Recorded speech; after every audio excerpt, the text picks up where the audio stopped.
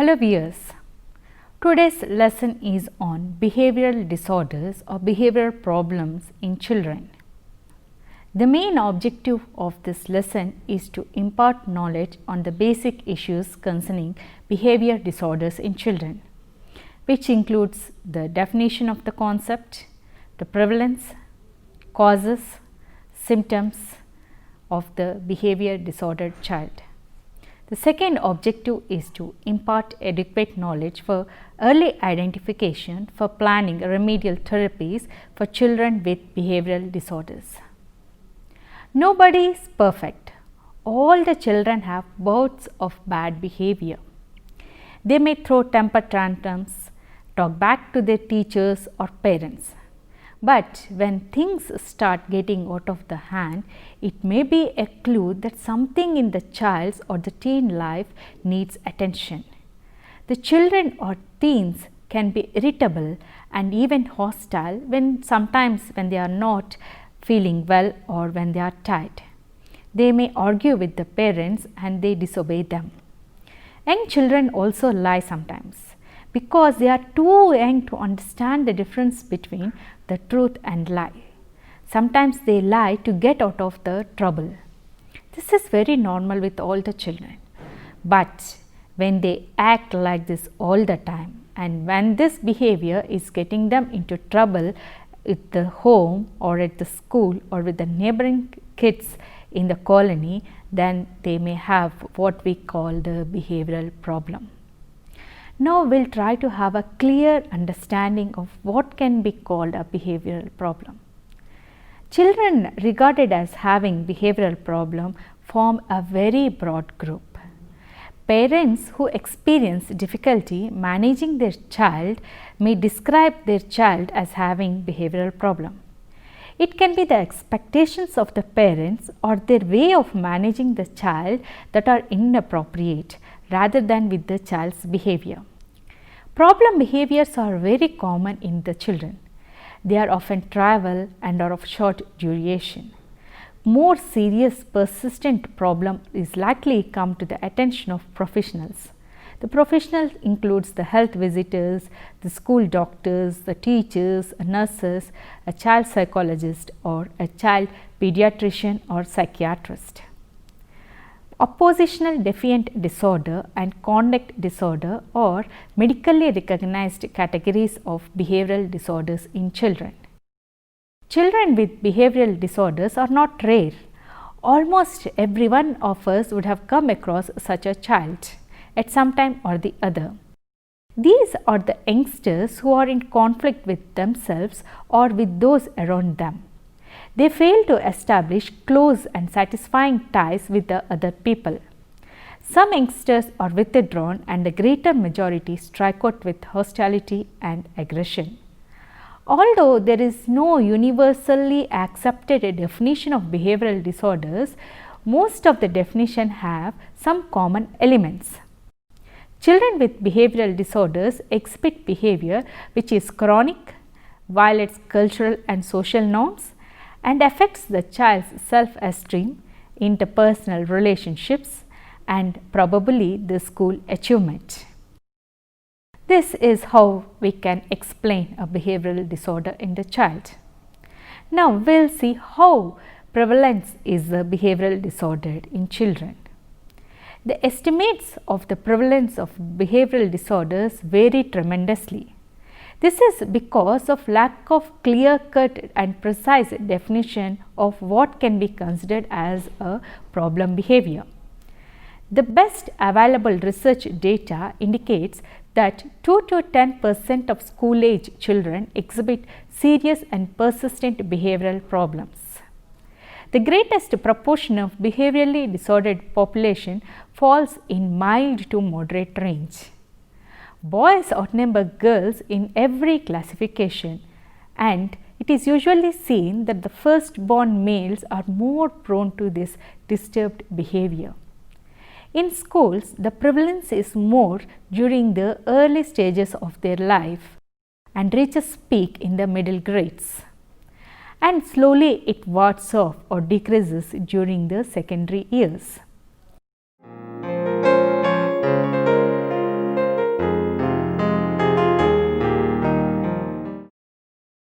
After understanding what can be called a problem behavior and knowing the prevalence rate, now let's move to the classification of behavioral disorder. All young children can be naughty and defiant and impulsive from time to time. This is perfectly normal. However, some children have extremely difficult, challenging behavior that can be considered not normal outside the age. Kay and his colleagues classified the behavioral disorder into 5 dimensions or clusters. They are conduct disorders, oppositional defiant disorder, aggression, socialized aggression, anxiety and withdrawal. First one, the conduct disorder.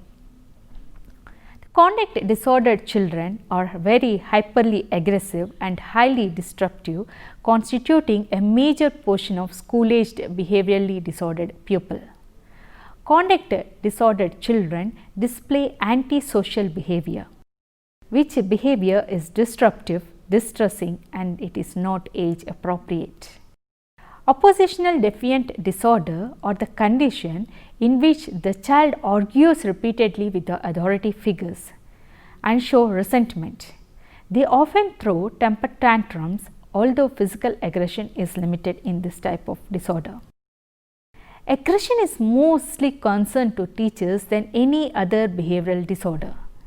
Aggressive behavior is learned in many ways by observing the parents, siblings, friends, and most commonly this behavior is acquired through the characters which the child sees on the television and in movies. Socialized aggression. The children and youth in this category are hostile, disobedient, destructive and often display both physical and verbal aggression. The last type of disorder is anxiety and withdrawal. Anxious and withdrawn children internalize their behavior. They may display nausea, pains, headaches, fear, shyness, obsession, nightmares, crying and self-consciousness. Some children also suffer from phobias. Phobia, it means unrealistic fear, intense fear without any rational basis. Most of the children have the school phobia, which is accompanied by physical illness associated with tension and extreme emotion. These are the different types of behavioral disorders which we can find in children.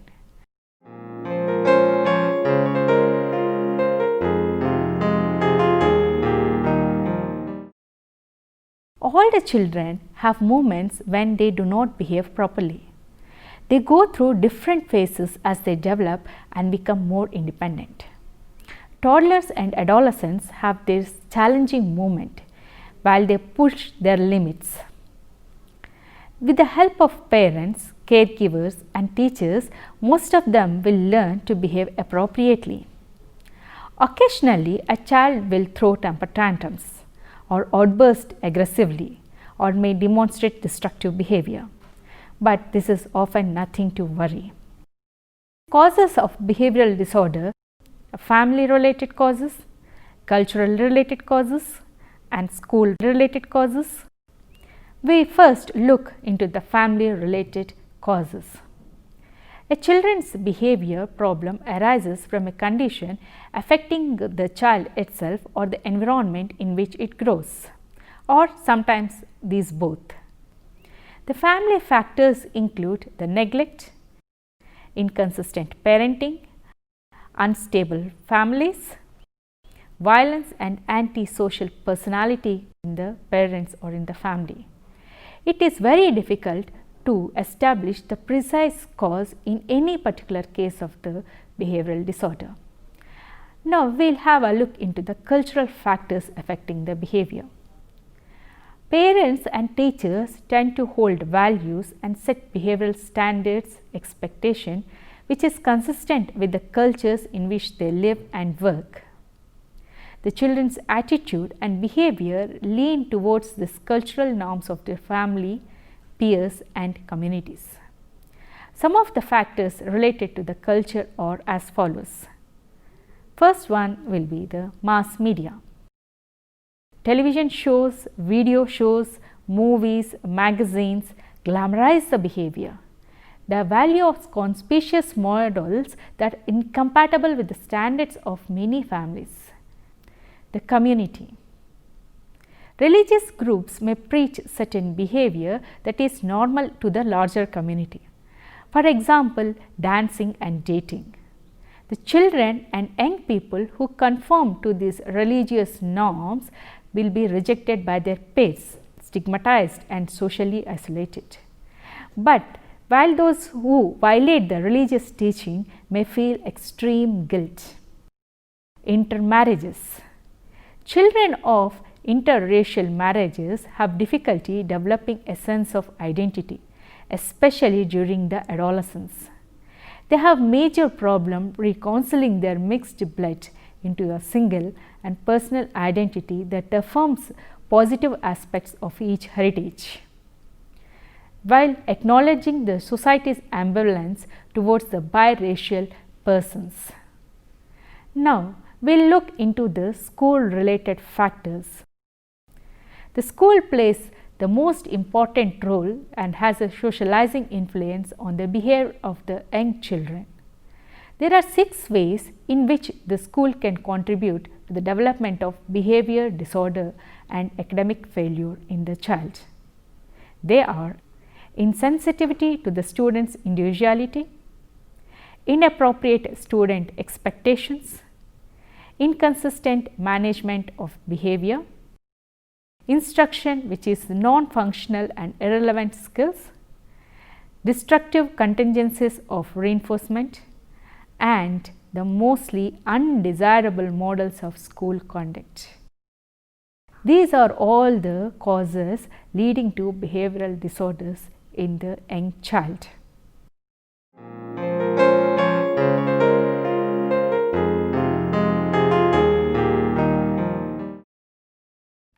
After having known about the causes, the classification of behavioral disorders, now we will move to the developmental consequence of behavioral disorders. What are the results of having a bad behavior or behavioral problems? What can be the results of it? Cognitive development. Many students with behavioral disorders may be slightly below the norm in cognitive development. Academic achievement. The children with behavioral disorders do not achieve well academically. They usually lag behind in their studies, especially in reading, math and spelling. The behavior often hinders efficient learning and conduct disorder in the child. Communication.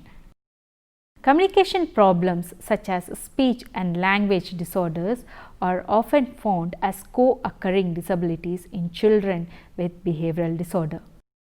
Socio-emotional development. Many children with behavioral disorders do not have social competencies and they lack the social skills. They may show deficit in social cognition. Social cognition means the knowledge and cognitive activities used by the people in dealing with their social world. Co-occurring disabilities.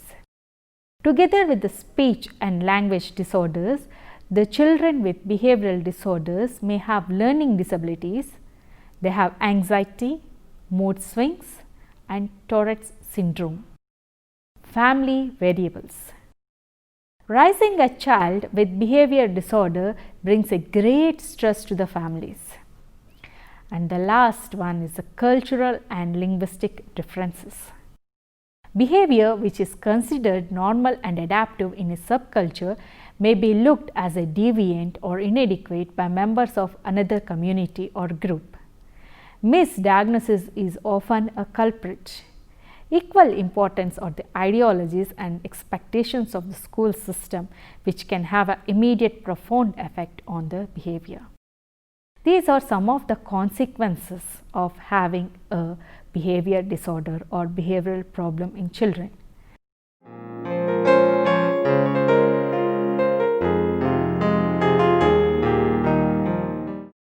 Now, we'll move to the preventive strategies, how the behavior problems can be prevented in children.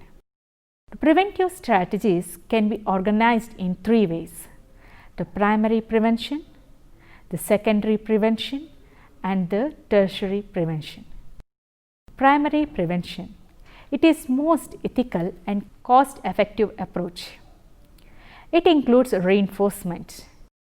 Within behavioral approaches, rewards or reinforcers are used to increase the desirable behavior, and aversion technique to decrease or extinguish a undesirable behavior.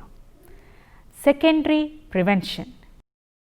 Secondary level intervention focuses when the students are not responding to the primary prevention and they are at risk for adverse outcomes. Tertiary prevention. It includes plans to address the needs of the students with chronic challenging behaviors. Now we will see how the assessment of the children with behavior disorders can be done. The most popular method for assessing today is the Functional Behavioral Assessment (FBA). It seeks to determine the reason of the behavior and then it sets up the positive interventional programs. Now we will see how an intervener will work with the problematic behavior child. First, the intervener will specify the behavior of greatest concern. Then he will collect the archival data. The data can be from the teacher observation, the teacher rating scale, and the children's rating themselves. Then after observation becomes the cornerstone of any functional behavior. The observer records the instance of specific behavior to establish the frequency, durability, and age appropriateness of a behavior. The data recording can be simply as narrative system, or it may be more sophisticated with the codes to score the behavioral deviation, the language skills, and motor behavior. This is the way to assess a behavioral problem in the child.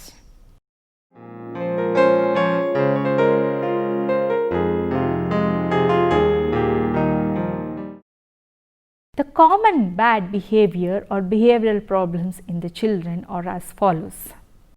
Stealing. This is a very bad behavior. It includes stealing money, the school property, or stealing fellow students' belongings. Truancy. This includes staying away from the school for no justifiable reason. The child simply loiters or wanders without going to the school. This leads to loss of valuable study time and may ultimately lead to the failure. Disobedience and insubordination. This can be disobedience, rebelliousness, and sarcasm, etc., to the teachers or school authorities.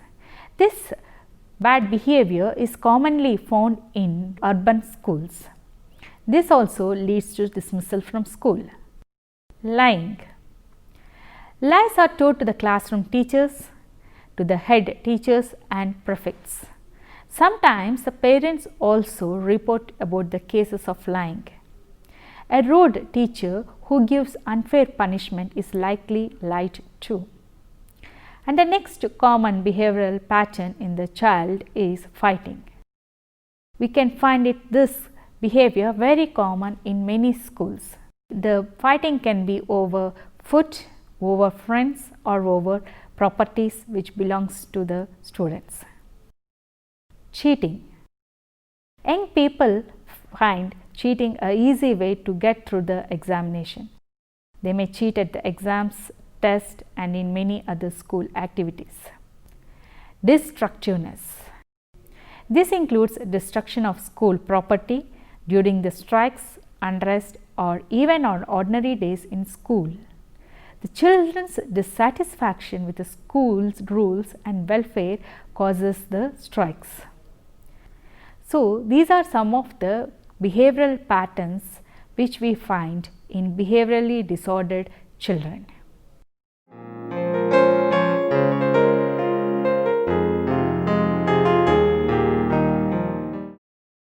After knowing the common behavioral patterns. Now we move to the common behavioral disorders. Disruptive behavior disorder. It is frequently found in the behavioral disordered child. It includes attention deficit hyperactivity disorder, oppositional defiant disorder, attention deficit hyperactivity disorder ADHD. It is characterized by short attention span, impulsiveness and overactivity. These children are easily distracted and have difficulty organizing work or cooperating in activities. Oppositional defiant disorder. It causes children to be argumentative with adults and frequently they lose their temper. The next type of disorder is conduct disorder. It is characterized by repetitive persistent pattern of behavior that violates the rights of others or rules appropriate for the child's age. The behavior is much more serious than playing ordinary pranks or mischiefs. Affective disorder. Of all the disorders, this is most commonly found. It is again of two types, depression and bipolar. The depression symptoms include feeling of sadness, hopelessness and irritability. Changes in eating. There is a significant weight gain or weight loss. Bipolar disorder. It is also known as manic depression. The symptoms include boundless energy and need for activity, decreased need to sleep or rest, and poor judgment. The next disorder is anxiety disorder. Anxiety disorder, it causes excessive unrealistic worries about the future events and excessive need for reassurance, preoccupation with appropriateness of past behavior. Obsessive compulsion disorder OCD. This produces a long bouts of repetitive thoughts. They are usually of unpleasant nature. They are followed by ritual actions to relieve the anxiety. The most common example that can be given here is a child may fear germs, it is an obsession, and he has to wash his hands very frequently, that is a compulsion.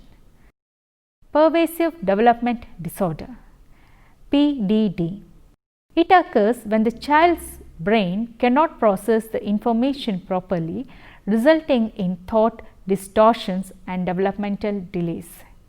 This category includes autism spectrum disorder, Rett's syndrome and Asperger syndrome. And another type of behavioral disorder is schizophrenia. It is very serious and disabling mental illness. Most often, its symptoms first appear as a child reaches the late teens or early 20s. The symptoms of schizophrenia are poor reasoning, memory and judgment, loss of motivation and very poor concentration. These are some of the different types of behavioral disorders which can be found in problematic behavior child.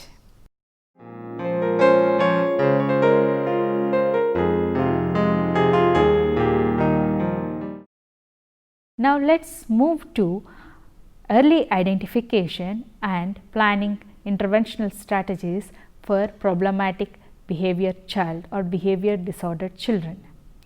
Early diagnosis of conduct disorder and other related difficulties is important to give a child a better chances for improvement.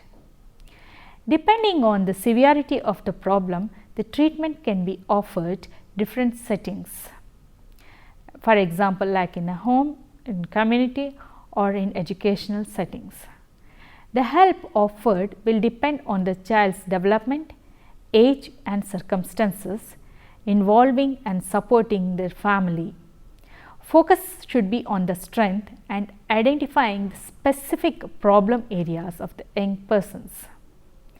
Strategies to modify the behavior. These are the following techniques which can help to modify the destructive behavior of the child. They are positive reinforcement. This is applied where there is a need to promote desirable behavior. You want to encourage a student to keep tidy books, then observe the target behavior and reward it with a prize or a praise. Extension or ignore technique. This can be applied if you want a student behavior to become extinct. The best way to eliminate is just ignore the behavior rather than punishing it or reinforcing it. Systematic desensitization technique. This technique is effective when dealing with anxiety and other fear related problems. For example, if a student fears to talk in the class, in first step the child should be allowed to speak only with the teacher. When she is comfortable with it, let her speak with the teacher along with one or two classmates. Then she should be asked to participate in small group discussion. Thus, step by step the fear gets eliminated.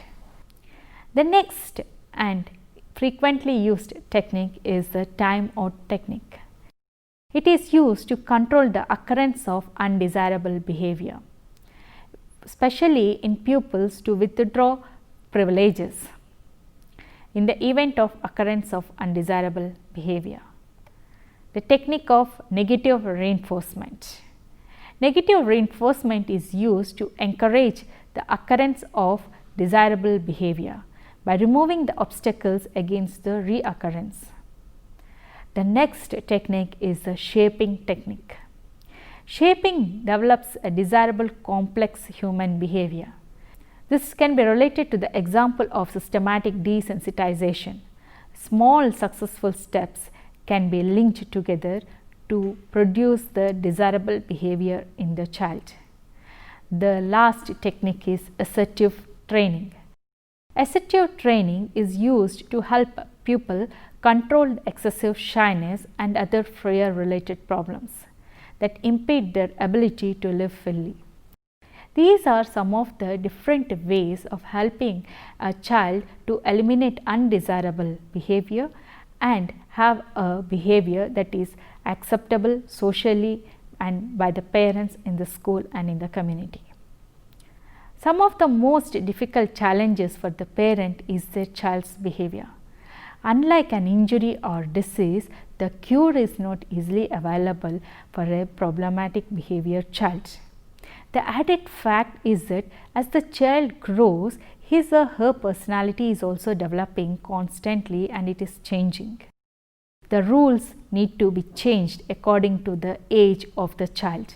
So, the parents should take care while putting up the rules and conditions according to the age of the child. So, we have understood what is a problem behavior or behavioral disorder. We understood what can be the different types of behavior, and we understood what are the common behavioral patterns in children. We also understood what are the results of having this bad behavior, and we understood the different ways and techniques to help these children with behavioral disorders. I hope you have understood this lesson on behavioral disorder in the children clearly, and you can help the children with behavioral problems. Thank you.